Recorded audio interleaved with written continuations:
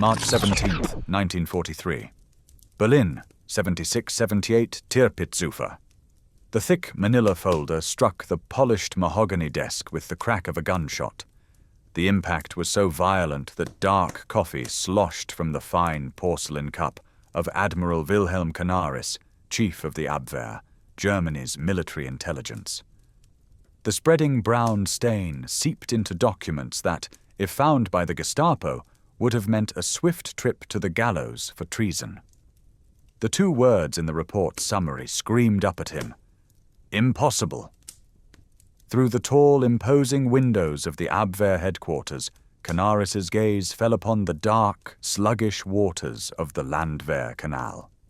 It was there, 24 years prior, that the body of the revolutionary Rosa Luxemburg had been discarded. Now, he held in his own trembling hands a different kind of revolutionary threat, one that challenged not merely Nazi propaganda, but the very mathematical and ideological foundations upon which the German war machine had been built.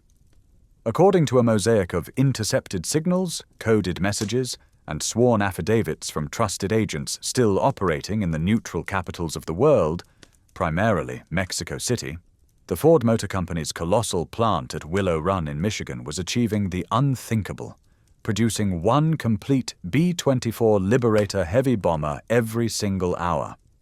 The B-24 was no simple weapon.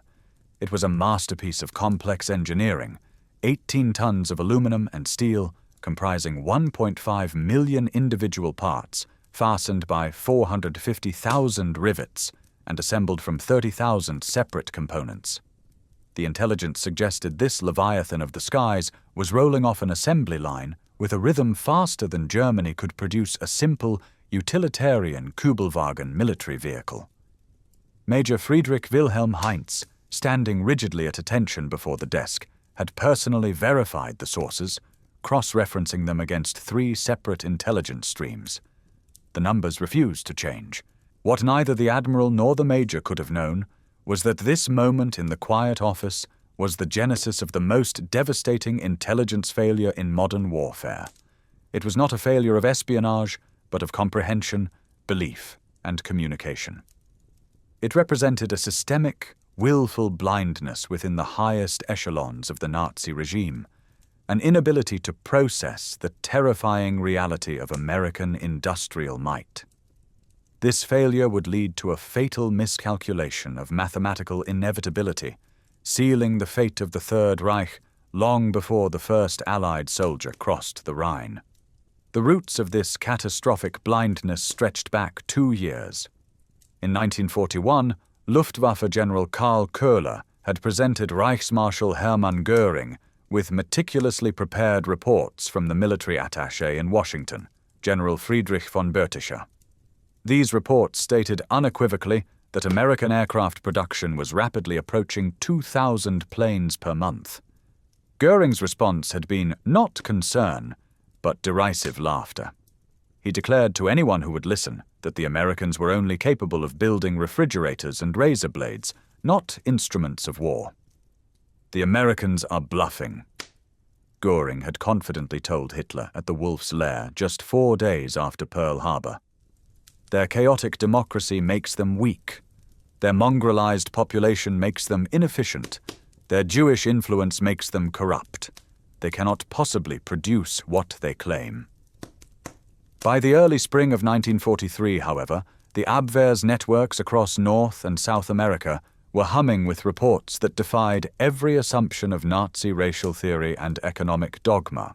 The intelligence flowed from a diverse array of sources: Mexican industrialists with Axis sympathies, Spanish diplomats with divided loyalties, Swedish businessmen traveling through the industrial heartland of Detroit, and even innocently intercepted letters from American factory workers to relatives in neutral countries.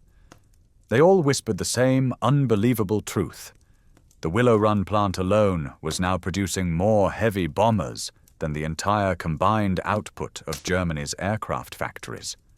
To analyze this flood of data, Canaris turned to one of his most capable officers, Lieutenant Colonel Nicholas Ritter, head of the Abwehr's Air Intelligence Section.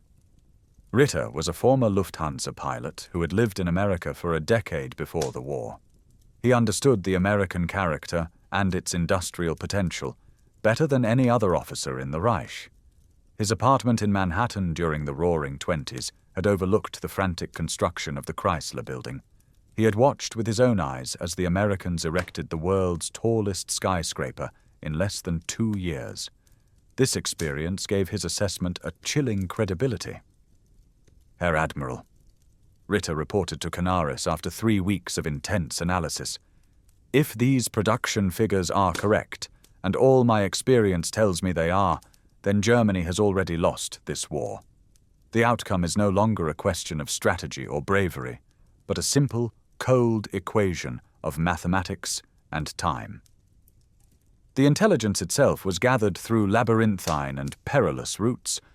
In Mexico City, the Abwehr's primary agent, Georg Nikolaus, ran a sophisticated network that cultivated sources among American businessmen who traveled freely between the industrial north and Mexico's oil fields. These men, believing themselves in safe company, spoke casually of the miracles they had witnessed. On February 3, 1943, at a reception of the German-Mexican Commerce Association, an American oil executive named Harold Morrison, emboldened by several glasses of tequila, began describing his recent tour of the Willow Run facility.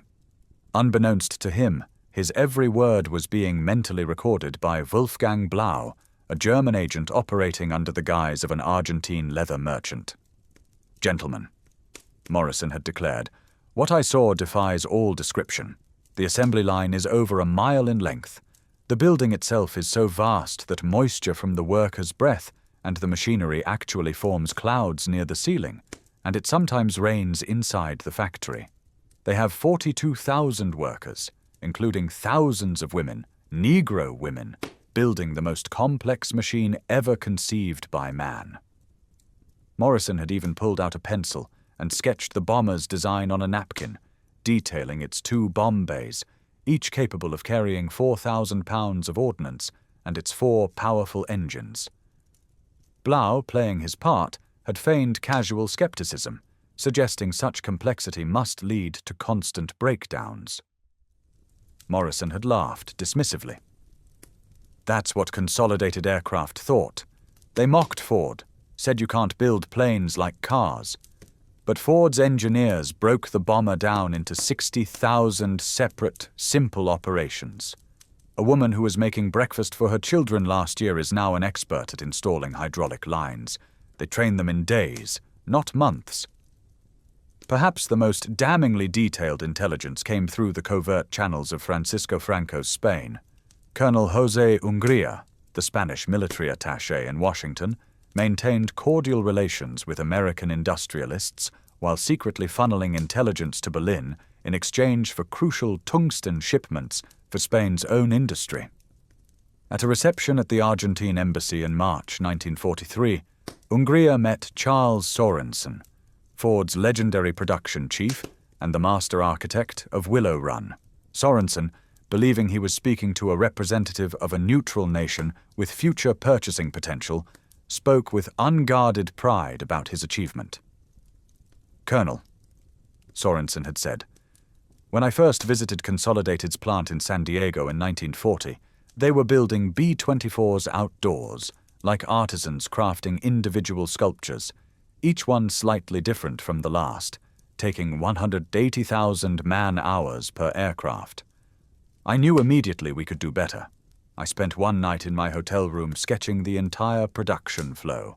We would build bombers as we build cars, not by having workers swarm over a stationary frame, but by moving the aircraft past stationary workers, each a master of one specific, repeated task."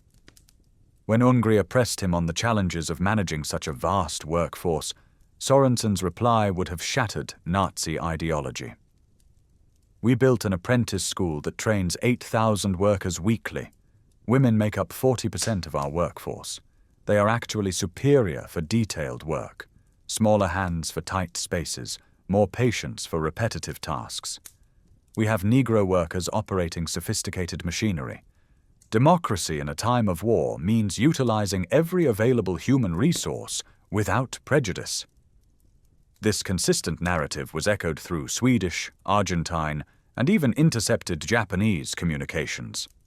Swedish engineer Erik Lundberg reported after his own tour, "The plant operates with an efficiency that defies European understanding. The capital investment in specialized machine tools alone is staggering, perhaps $200 million. A coded message from Japanese commander Toshikazu Omai to Tokyo, dutifully decrypted by German intelligence, provided grim, independent verification. This single factory produces more aircraft monthly than our entire Japanese aviation industry. By April 1943, the Abwehr had assembled a devastatingly comprehensive picture from 17 independent and mutually corroborating sources. The numbers were beyond staggering. Willow Run alone was producing 650 B-24s per month at its peak, with total American B-24 production exceeding 1,400 monthly. In a desperate, final attempt to find ground truth, Canaris authorized Operation Pastorius, the infiltration of saboteurs into the United States via U-boat. The leader of one team, George John Dash, had lived in America for 2 decades. His secret orders were to gather first-hand intelligence on aircraft production before undertaking any sabotage. Dash came ashore on Long Island from U-202 in the early hours of June 13, 1942. But haunted by what he already knew of American capacity and the futility of his mission, he surrendered to the FBI within days. During his interrogation, he revealed a profound truth to his incredulous captors. Canaris himself told me that Berlin doesn't believe your production figures. They think Willow Run is propaganda. I tried to tell them, if Ford could produce a car every minute before the war, they could certainly produce a bomber every hour during it. They accused me of being a defeatist. On April 20th, 1943, Hitler's birthday, Canaris personally carried this mountain of evidence to Goering at the Reichsmarshal's opulent hunting estate, Karenhall. The meeting would become a cautionary tale among German intelligence professionals. Canaris laid out the photographs, the intercepted shipping manifests, the transcribed conversations, and the economic analyses across Goering's massive oak table. Herr Reichsmarschall, Canaris began, choosing his words with extreme care, we have confirmation from 17 independent sources. The Ford plant is producing 1 B-24 every hour. They have maintained this rate since January. Goering, his immense frame a testament to his decadence, picked up a photograph with contempt. Canaris, he sneered, do you take me for a fool? These are obviously wooden mock-ups, props for your camera. This Willow Run probably produces 50 bombers a month at most. When Canaris presented an intercepted railroad manifest showing monthly aluminum shipments of £16 million to the plant, a figure exceeding Germany's entire monthly production, Goering laughed harshly. And where do they get this aluminum? From their Negro workers? From their women riveters? You have been deceived by Jewish propaganda, Canaris. A week later, summoned to the Wolf's Lair, Canaris briefed Hitler himself, in the presence of Generals Alfred Jodl and Wilhelm Keitel, and Propaganda Minister Joseph Goebbels. Hitler, preoccupied with maps of the Eastern Front, listened with growing impatience. Mein Führer, Canaris ventured, knowing he was gambling with his life. If the Americans are producing 1,400 B-24s monthly, plus an equal number of B-17s, plus their fighter production and British output, the aerial bombardment of the Reich will soon become unendurable. Hitler's response was dismissive and ideological. Admiral, the Americans are capable of mass-producing simple goods, automobiles, refrigerators, but a bomber requires precision, skill, Germanic dedication. What took us 6 years to prepare for, they claim to have achieved in 16 months. It is a biological impossibility. Unknown to the Nazi leadership, Canaris had managed to obtain a brief film reel of Willow Run in operation, smuggled out via Swiss contacts and Spanish diplomatic pouches. In a locked room at Abwehr headquarters, Canaris and his deputy, Hans Oster, watched the 5 minutes of footage in horrified silence. The camera traveled the immense length of the assembly line, showing B-24s in various stages of completion, moving at a steady, relentless pace. Workers, men and women of all backgrounds, performed their tasks with fluid efficiency. A clock on the wall confirmed the timing. "My God!" Oster whispered. "It is all true." Canaris, in a symbolic act of despair, held the film over an ashtray and set it alight with his cigarette lighter. "We cannot show this to them," he said as the celluloid curled into black ash. "They would only accuse us of forging it, or of treason." The failure to accept this reality had catastrophic strategic consequences. Germany continued to allocate precious resources to offensive bomber projects and fantastical wonder weapons like the V-2 instead of concentrating on defensive fighters and anti-aircraft systems. Strategic plans were drawn up assuming the Luftwaffe would face hundreds of bombers, not the thousands that would soon darken the skies. Albert Speer, the one Nazi minister with a genuine understanding of industrial production, secretly reviewed the Abwehr's findings. His private diary entry for May 15, 1943, reveals his despair. "If the Willow Run figures are even half accurate, we face not defeat, but annihilation. They produce more aircraft in a month than we do in a year, but I cannot speak this truth. To do so would be my death warrant." By 1944, reality could no longer be ignored. During Big Week in February, the U.S. 8th Air Force launched over 1,000 heavy bomber sorties in a single day, dropping more bomb tonnage on German aircraft factories in 6 days than the Luftwaffe had dropped on Britain during the entire Blitz. The legendary fighter pilot Adolf Galland told Goering in frustration, "Herr Reichsmarschall, I have counted over 800 bombers in a single formation. These planes are real, and they are dropping real bombs." On D-Day, June 6, 1944, over 11,000 Allied aircraft dominated the skies over Normandy. The Luftwaffe could muster barely 300 fighters in response. Canaris, long suspected of defeatism, was removed from his post in February 1944. His replacement, Walter Schellenberg, was a loyal Nazi who understood that his survival depended on telling the leadership what it wanted to hear. The truth, however, was now delivering its own verdict from the skies. In April 1944, Willow Run reached its zenith. In that single month, working 2 9-hour shifts 6 days a week, the plant produced 453 B-24s in 468 hours, a rate of 1 bomber every 63 minutes. Its workforce of over 42,000 was a living repudiation of Nazi ideology. 11,000 women, 26%, 3,800 African Americans, 9%, and 1,200 disabled workers, 3%.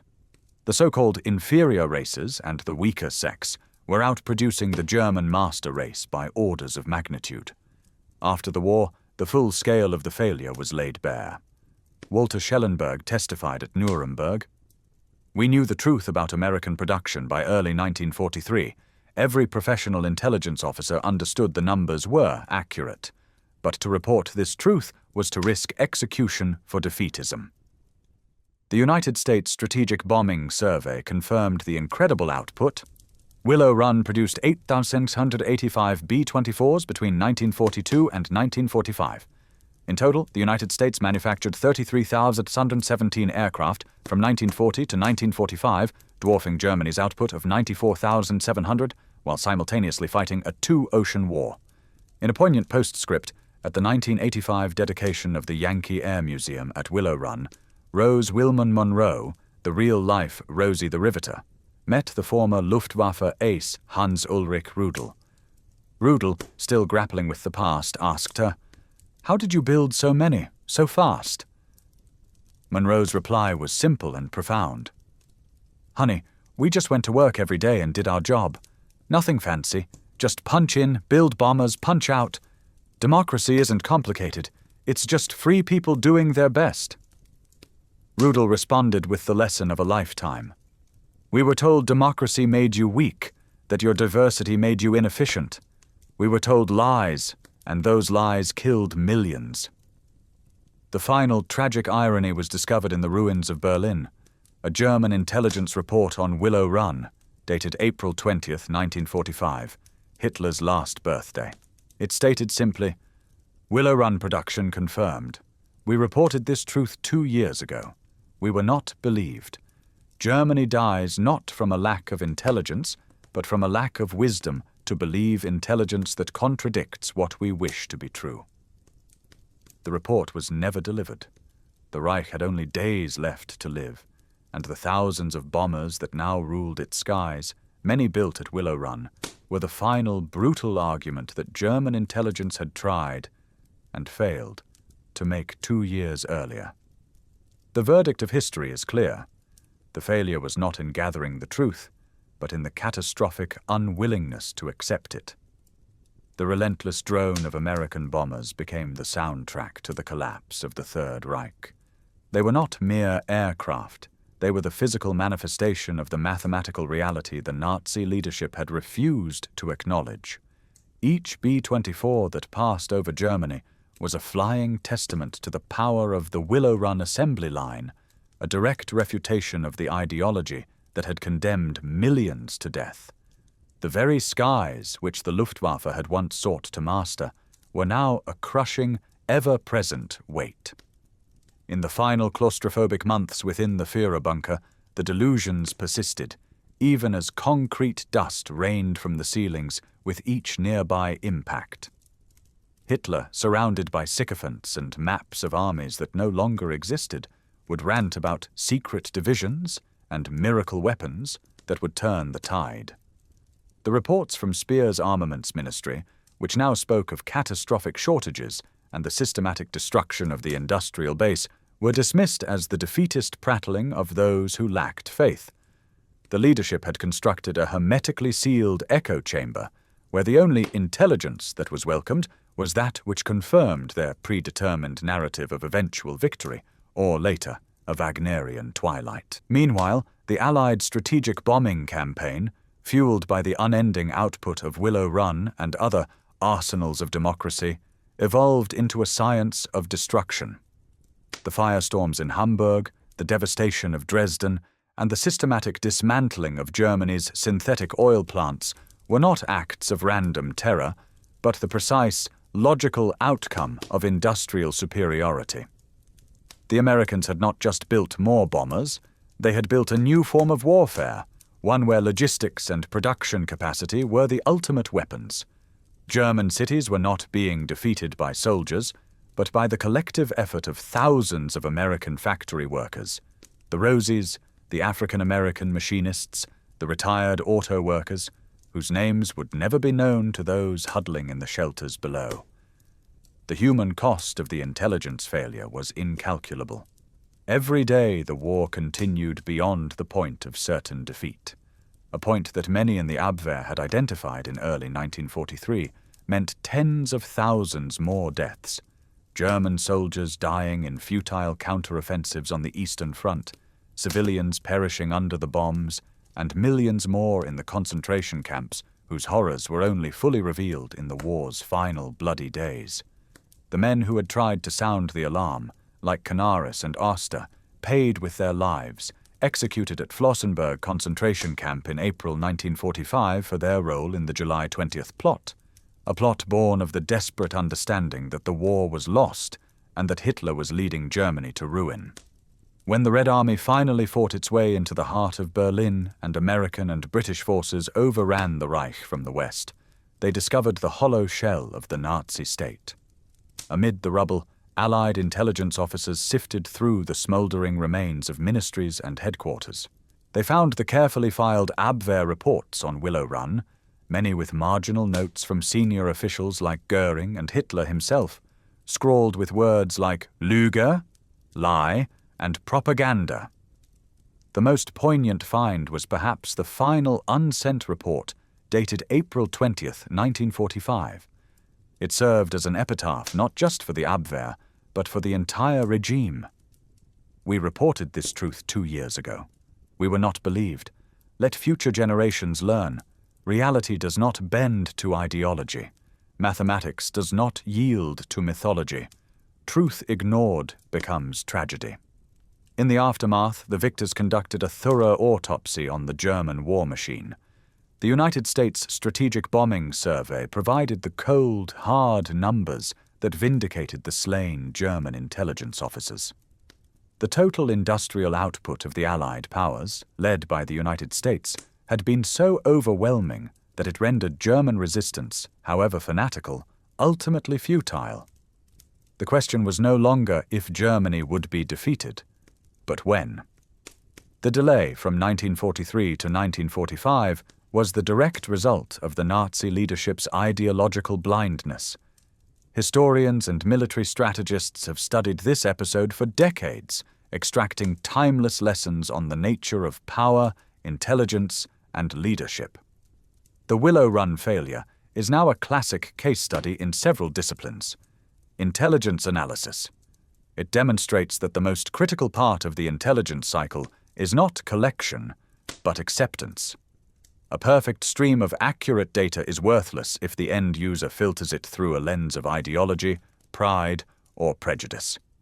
The German intelligence apparatus was sophisticated and effective.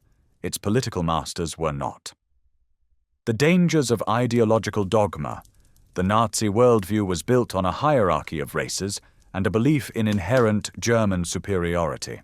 To accept that a mongrel democracy, employing women and minorities in key roles, could outperform the master race, was to invalidate the very core of their belief system. It was a psychological step they were utterly incapable of taking. The true strength of democracy. The American response to war was not to centralize power into a single, autocratic voice, but to unleash the creative and productive potential of its entire populace. The story of Willow Run is the story of decentralized initiative, private-public partnership, and social mobility. It proved that a free society, when challenged, could mobilize with a speed, efficiency, and innovation that totalitarian states could not match. The nature of modern warfare. The war was won as much in the factories of Detroit, Willow Run, and Seattle as it was on the beaches of Normandy and the plains of Stalingrad. This marked a fundamental shift in the character of conflict, where industrial capacity and technological innovation became the primary determinants of victory. The legacy of Willow Run, therefore, extends far beyond the 8,185 B-24 Liberators it produced. It stands as a permanent monument to a different kind of power, the power of an open society. The final unanswerable argument came not from a speech or a decree, but from the relentless, hourly rhythm of the assembly line. The German spies had counted every bomber, every rivet, every ton of aluminum. Their leaders, imprisoned by their own myths, chose to believe in fantasy. And in the end, that disbelief did not just lose them a war, it destroyed their world, and very nearly our own, in the process.